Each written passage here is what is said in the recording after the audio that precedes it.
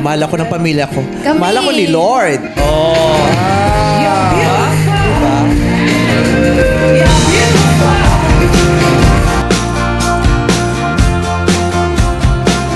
Vice ganda matapang na nagtanggal ng wig sa Showtime ngayong Biyernes ng tanghali July 19 episode.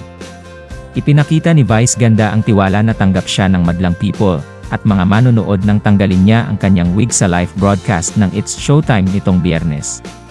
Ang pagtanggal ng wig ni Vice ganda ay pagpapakita ng suporta at pagpapalakas ng loob kay April na kalahok sa Especially For You segment. Ayon kay April, isa sa mga insecurities niya ang kanyang naglalagas na buhok dulot ng isang sakit, kaya nakasuot na lamang ito ng wig.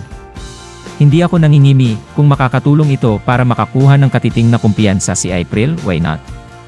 Ani Vice ganda. Nasa punto na ako na wala akong paki.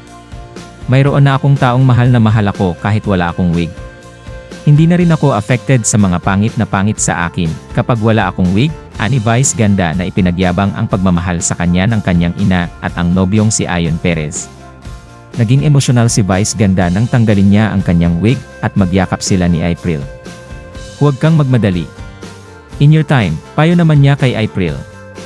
Humanga naman ang lahat at karamihan ay naiyak sa ipinakitang tapang ni Vice ganda para palakasin ang loob ni April. Kabilang na dito ang mga co-host na niyakap ng mahigpit si Vice ganda at gayon din ang madlang people na nasa studio.